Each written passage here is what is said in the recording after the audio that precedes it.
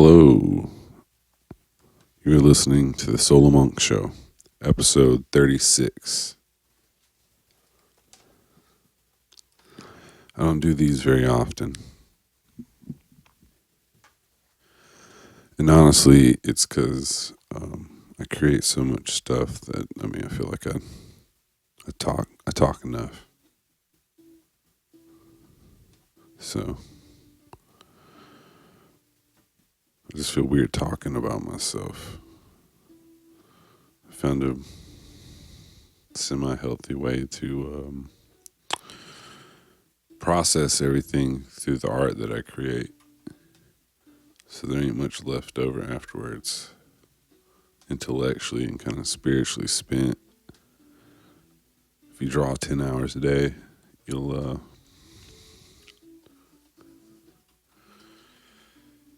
you burn a lot of oil, demand a lot of your brain, I guess. I think it's just the highly focused part of it, where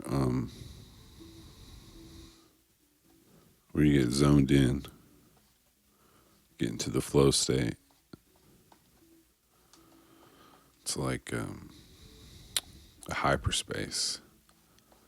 It's like a mental dojo where you can kind of heal and figure out things. I've done most of my best healing in that state, flow state. After a few hours, you forget about your body and you're just so focused on the image in front of you, or, it's whatever you're doing. You can get to flow state in a bunch of different ways, but if you can get to the part where you're unaware of your actual body, kind of get behind yourself,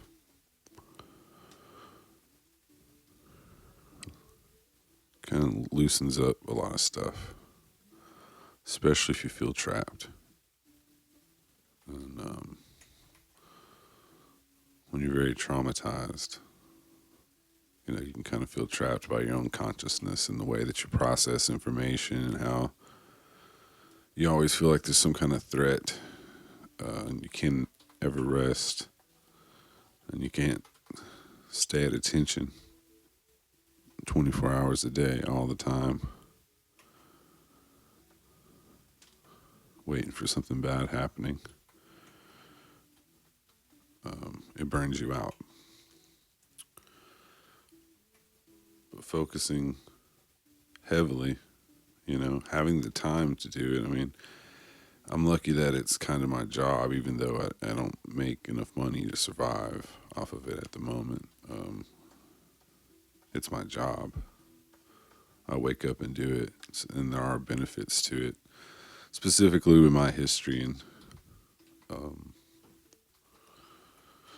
so it's kind of, I can't afford therapy, but this works pretty well.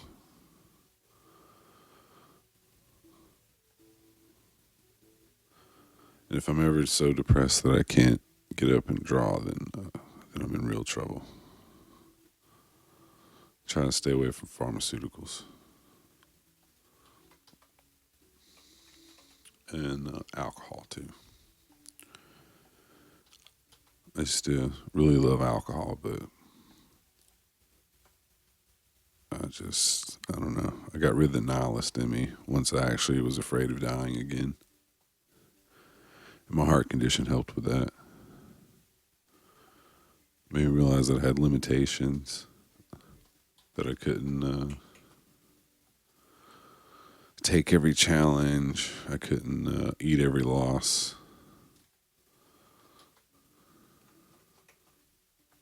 I had to start being more humble physically.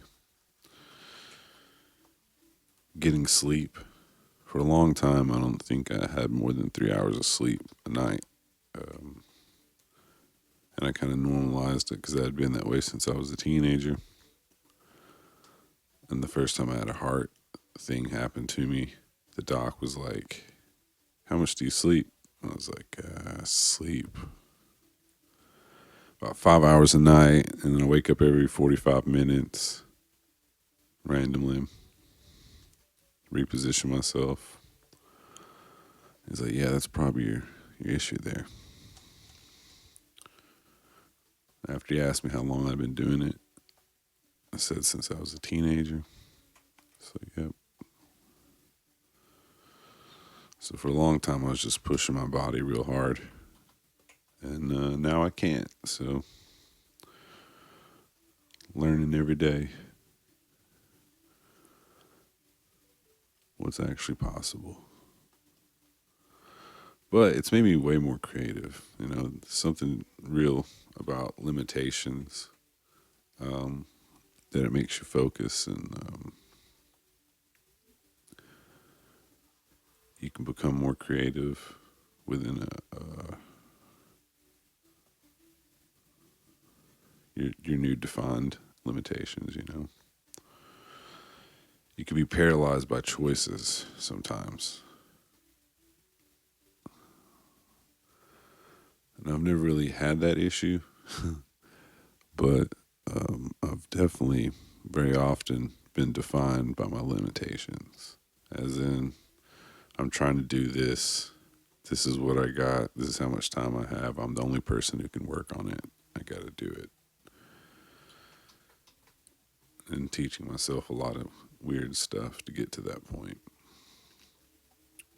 Then after a while, it just becomes your personality.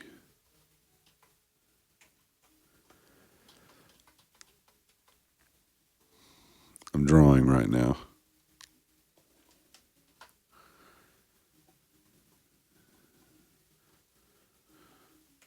Working on a picture of a hangman. I was going to try to make it kind of cartoonish. I don't really know what you would call my style. Surreal, magical realism, depressed surrealism.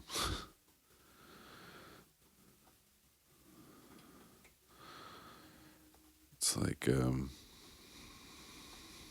ever since I was a kid, I was kind of obsessed with the idea of being honest and representing things honestly.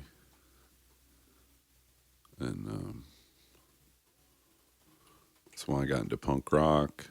That's why I became like a black and white illustrator. I just like the lines and how honest it is. There's nothing to hide behind. Um, Now I understand color a little more, but um, I mean, still, if I'm just sitting down to do something offhand,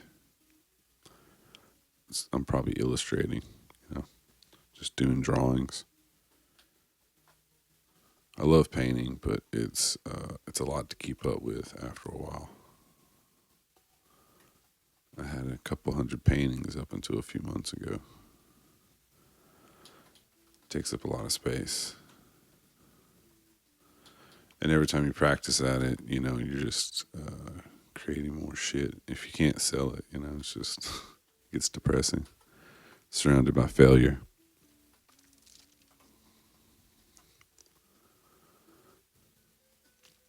I think, I used to not like digital illustration because I thought it was just kind of too disposable. But that's kind of the point. It's like you get really good at drawing just because it is kind of disposable and quick. But if you get intuitive with it, I mean, it's the same thing as drawing. When I'm drawing with a pen, I'm doing the exact same thing. I don't erase much. I don't even try to fix things. It just, whatever it is what it is.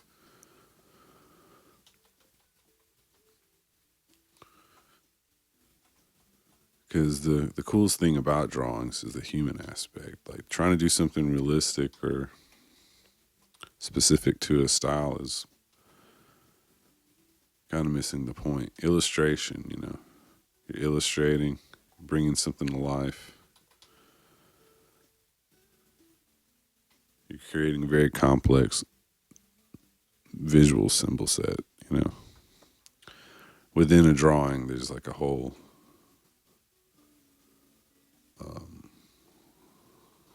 collection of styles and things going on, and how you draw things says a lot about you as an artist. And it's not really about being right. It's just about like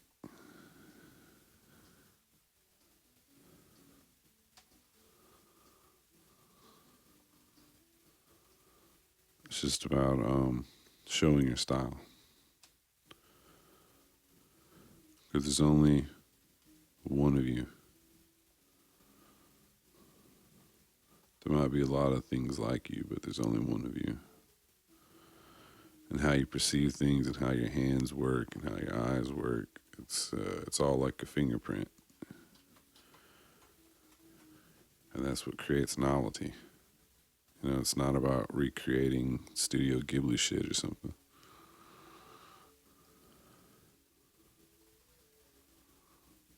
You never know that.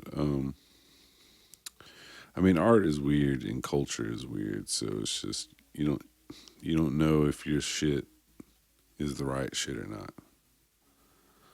But it is certainly you, and until it gets eaten up by the culture at large, the vertical culture that eats everything good. Until then, you have it to develop.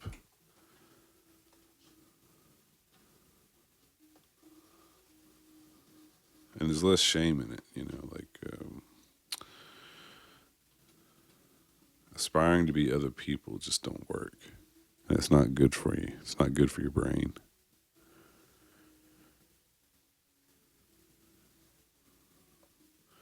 See, a lot of misery comes from it.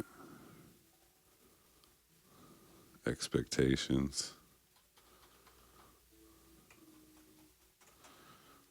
What folks think they deserve. If you can wake up and get to work on it, then that's where it's all at. Process. The process becomes the magic. And it's more time spent doing it is like, you develop something bigger than yourself through the accumulation of time and repetition. Just sitting there, ritualistic, drawing something from the ether over and over again.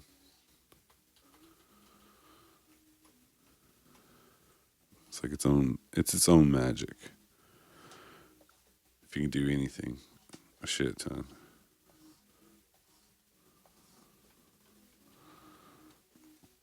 I was talking with my stepfather about that. He's a construction guy. He does cabinets. He does all kinds of. He does everything. You have to if you're in that trade. But he was talking about how some of his workers can pick up something and do it immediately, have no issues with it, and then some of them can't remember shit, can't do shit. And I was just like, well, I think there's aptitude for seeing, learning, doing, just trade work, hands and eyes, and physical labor. And some people don't have the aptitude for it, or the focus, or the patience. And they don't think about how much time they spend doing, all these other things. They just can't imagine sitting down and drawing for 10,000 hours, or nailing a nail for 10,000 hours, or whatever it is. But it's just happens when you choose a trade and you do it and you stay in one place. I feel like we've had so much market disruption that folks don't really have an ability to even work at a place long enough to learn things like that. With the exception of the service industry, which I guess there's always going to be people that you can pay $2 and build a whole business model around it. That's always going to be a thing. But the other stuff, it's like carpenters and construction workers, skilled labor specifically in construction work, is dying out.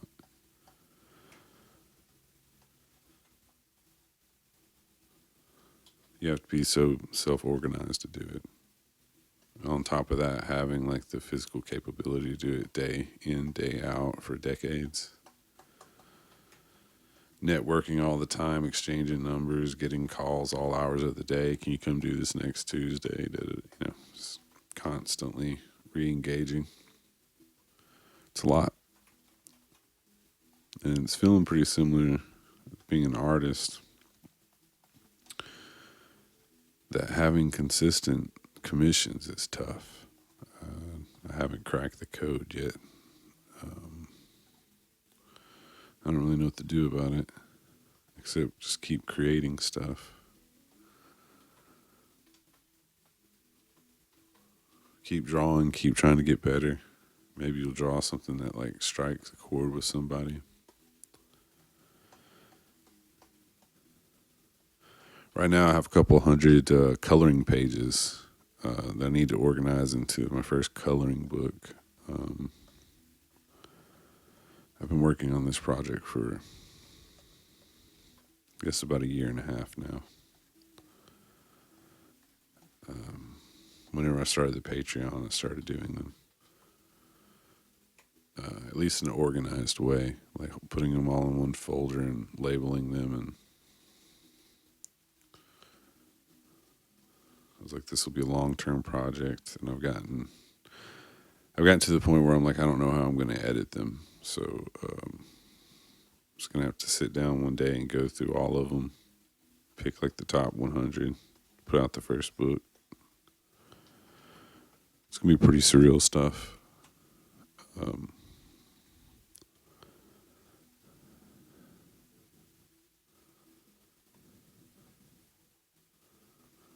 It's been interesting to see how much better you can get if you draw every day. I know there's a lot of stuff on the internet that tells you, even if you don't draw every day, even if you don't do this every day, you're still an artist, but you're a whole lot better artist. And I just mean like being able to articulate your vision if you work at it every day. Like there's a compulsion to work at it, like not in a destructive way. Just this is what I do every day, Given that I had free time and all the money in the world, I would do this. That compulsion creates better art. Staying focused and on task. I'm not saying it's a requirement. I'm just saying, like, you can make good art and be stressed out and not working much and just kind of working every couple of months or something. But I feel healthier when I work every day and it's coming out like I'm, mining minerals. Just a little bit of labor, it comes. The problem isn't that the mine is dry. The problem is that it takes labor to pull it out. And you just got to do it every day. As boring and shitty as that sounds. And without a profit motive, it's really amazing how much stuff you can make. And I don't mean stuff in a pejorative, like I'm just making a bunch of trash, but I mean, I'm building my own systems and my own little catalogs and my own way of documenting stuff. And at some point it'll become useful if I can stay on task for a long time. How many projects work over a couple of decades, specifically art projects. So if I can organize myself to the point where I'm actually documenting and creating enough to get a real time stamp on the times that we're living in that's focused. Because that's a problem. People can't think longer than a week or a day or 30 minutes now. Everything's gonna be so fucking scatterbrained. Um, so it's like if you can hold your focus, you can be a superhero in the future. Just gotta stay on task, stay vigilant, keep thinking, keep learning, be present in your body. Don't worry about what's going on.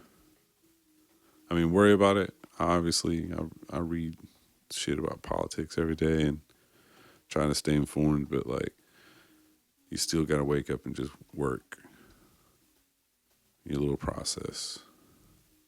How you make money, how you grow, how you socially connect to your community. Keep re-engaging. You have to keep re-engaging, even if you're failing, especially if you're failing. It's like, how can I help others? When I help others, I become useful. Got to keep pushing. Let's see, is there anything else going on? Put out a record for my birthday. Infinite Love and Solidarity. Got another one about to come out called Vertical Symbols. Infinite Love and Solidarity was kind of like a weird lo-fi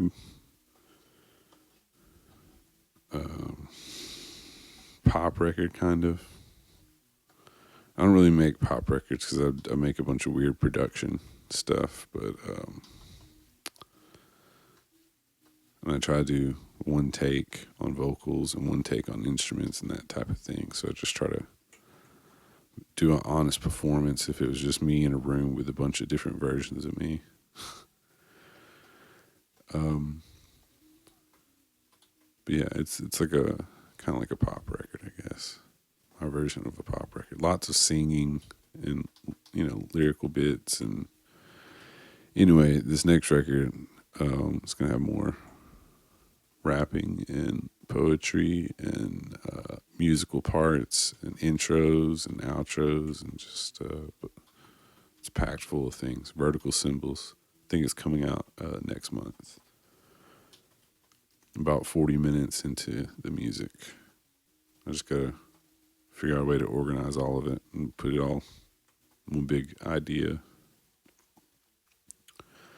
The idea is that everybody's kind of obsessed with their own identity now. Self-obsessed. They find a way to like kind of absolve self-obsession with being like a little Christ-like figures. Whatever their modality of identity is, and capitalism tells them they should obsess over their identity, and they do, and that's why everybody is constantly trying to play with their identity online, their pro-felicity, curated pro-felicity, and anyway, people self-identify with vertical symbols like celebrities and stuff. Whether it's Donald Trump or Biden or a trans activist or reactionary people, Proud Boys, good sides, bad. Like me, Cornel West. Like when I listen to Cornel West talk, I'm like, damn, this dude's in my soul. He understands some part of me, growing up Southern and raised in a church. Or in and out of a church. I'm more of like a reactionary when it comes to church. We all have people that we look up to, and when they win, we feel like we win. And so it's kind of like that. It's about living in a place where we simulate our wins through a vertical culture, through these symbols that we identify with. As we live through personal dispossession and poverty, and or maybe we'll simulate that we're like in the middle class by being heavy in debt, like 30-year mortgages at 7% interest. But yeah, the record's called Vertical Symbols, and it's going to be about culture and love and relationships, and how can we love one another when constantly trying to download a new version of ourselves every week. the things we should be upset by, and nobody can stay focused long enough to do anything about anything. Just waiting for someone else to fix everything. And even though everybody sacrifices every day, nobody's willing to sacrifice for any kind of horizontal organizing. So it's all about that. Anyway, I think I've rambled enough on this, and thank you for listening. This has been the Solo Monk Show, episode 36. Thanks, y'all.